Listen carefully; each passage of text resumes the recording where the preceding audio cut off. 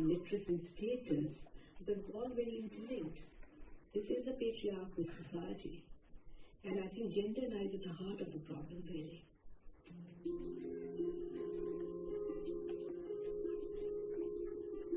On the edge of the Deccan Plains, barefoot children walk towards their school in the rural village of Saswat.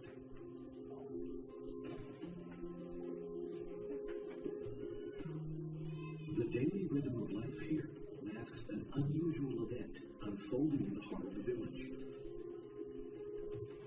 Newly married couples play games to get to know each other as they wait to have their wedding portraits taken. The gathering has been bridge India's stark gender divide. In traditional Indian society, 95% of marriages still are arranged marriages. And most often than not, the bride and the groom are strangers to each other. And one would say that there's a 50% chance of things going wrong in a rural marriage where it's arranged and she's barely 15 or 16 and he's not much older. And we're talking of really adolescents, who building a life and having children, not an easy job.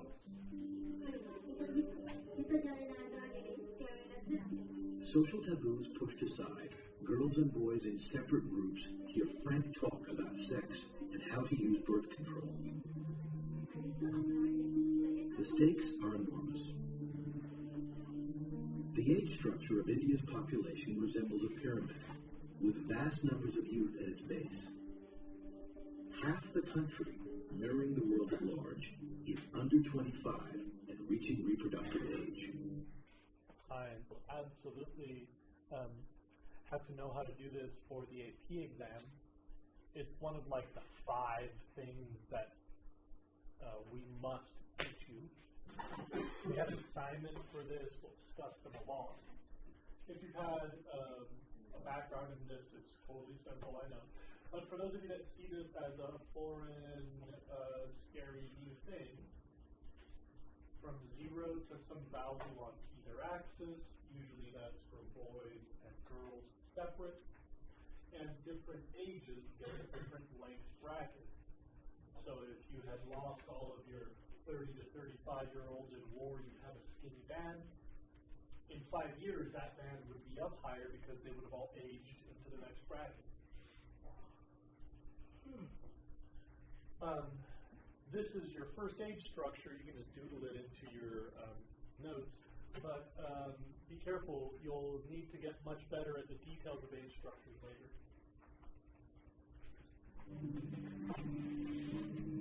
If couples in this generation have only 2 children, in effect replacing themselves, population growth will soon halt. Yet for Manisha, it's far from clear if India's youth will follow this radical trend and throw off the shackles of tradition. As they pose for their portraits, she asks them how many children they want, if the gender matters, and how they feel about birth control.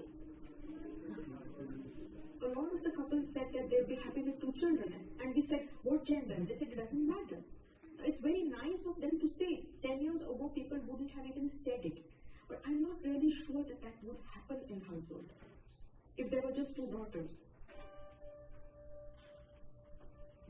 Daughters are seen as an economic liability because parents must provide a dowry of cash or gifts to marry them off.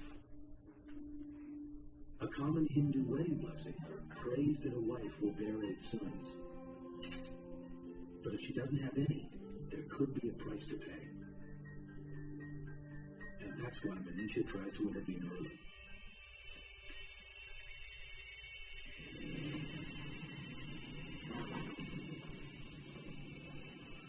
The most shocking proof of what can go wrong are the brides who've been doused in kerosene and set ablaze by angry in-laws or husbands.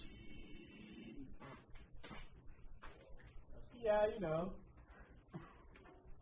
that's fine, but I'm really pissed because my mom bought me the wrong color Mercedes.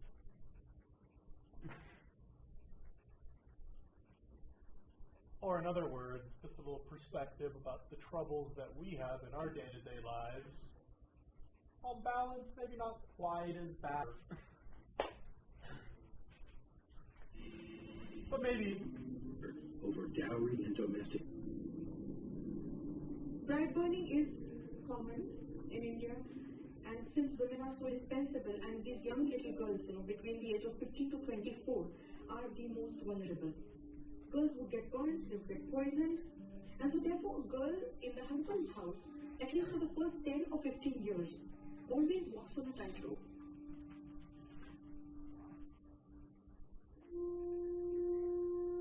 Gender discrimination takes place even among the wealthy. Upper-class parents have sonograms to make sure they've conceived a son. Doctor refuses to reveal a fetus's sex. Not everyone is as ethical. Millions of females are aborted, leaving India with 35 million fewer. People saying that better dead than burnt. Okay, meaning that it's better that you have taken right or rejoined us in neither dead nor burnt. India wants, in fact, it is actually illegal now to test to see what the gender of a fetus is graphically, is to somehow make the birth of a girl child as welcome as the birth magical two-child family. Abidi Shah, a social worker, has seen that when women have greater. 16 years ago, she visited a village on the outskirts of New Delhi. Dismayed by the plight of young girls there, she decided to act. There wasn't any sense among the girls of the adolescents because they had lost their childhood already. They had to look after their younger brother and sister. They had to cook the food. They had to clean the house.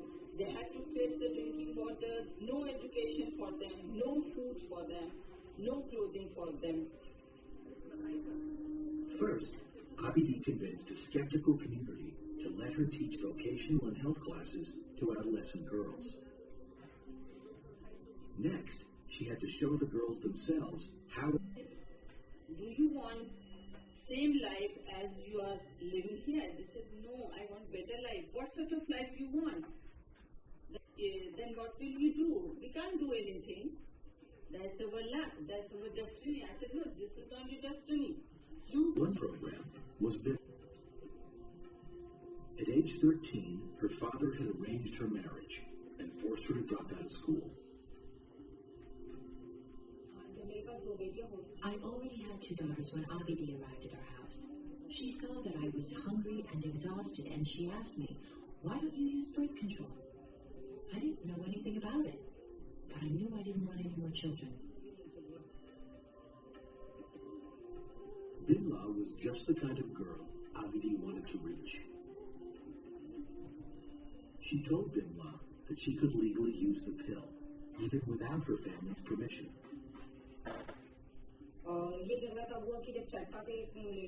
I was talking with my friend, and my left. My mother-in-law started yelling, you must have a son. Stop taking the pill. Although she tried to beat me into submission, I was sure I didn't want any more children. I could see that large families were often poorer. Their children didn't have clothes to wear or food to eat. They played in the dirt, and they didn't get an education. With help from Abidi, Bimla learned tailoring. Soon, she had enough money to help her husband buy a new house and send their children to school. The reality in India is that many, many women are very empowered, but the majority are disempowered.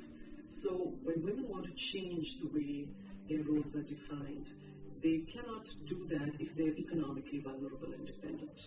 Because the price then is that if you're left destitute, if you're abandoned, if you're thrown out the house, you have no way to survive if you have no income.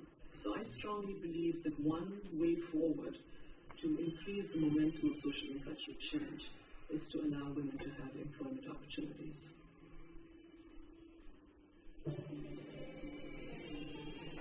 Yet these opportunities may be hard to come by, even as change sweeps across India. To keep pace with its growing population, the country must create 6 million new jobs a year. The even its dazzling economic growth of 8% is not enough to prevent unemployment, already widespread, from rising.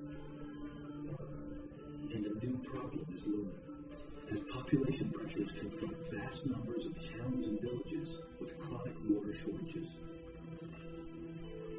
In India, water tables are now falling in most states, including the Punjab, which is the breadbasket of India. And this is making it more difficult to expand food production at a time when population is projected to grow by another 500 million by 2050. India faces really huge environmental problems from rapid population growth. It might have a hard time growing enough food for itself. On the other hand, it's becoming a center of software. So if it makes a transition to becoming more of a high-tech, knowledge-based society, then it probably could feed itself. It has huge numbers of very smart, well-educated people. So we have got such a large number of intellectuals in every field that you cannot write off India and say, oh, population growth will finish this country, will be doomed, there will be no drinking water, no housing, no nothing, no jobs. Absolutely unreal, unscientific, it is drama.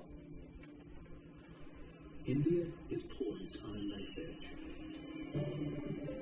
Headed in the right direction, it will still take years to reach the coveted two-child family. And what if the average family size turns out to be slightly more? Suppose in India they really did achieve 2 children per couple in, let's say, 15 years. Then they would rise to about 1.6 billion by 2050.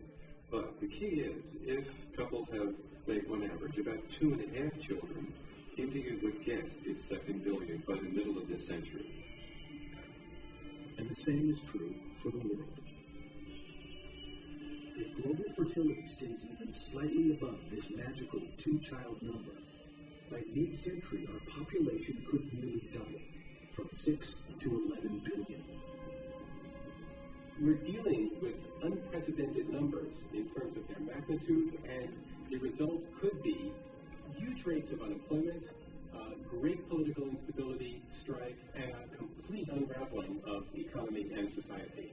And human ingenuity may well find a way to deal with these numbers. It has in the past. Human ingenuity is wonderful, but it's also, like demographics, highly uncertain.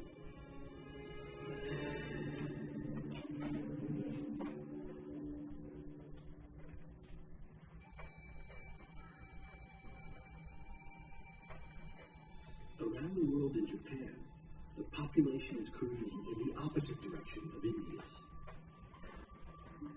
300 children once studied here in the elementary school of Oguchi. But once this lone 5th grader graduates, no new students will fill his place because of a startling decline in birth rates. Never before in human history has fertility fallen so far, so fast, so deep, and so unexpectedly. And no one should doubt that it is a revolutionary change.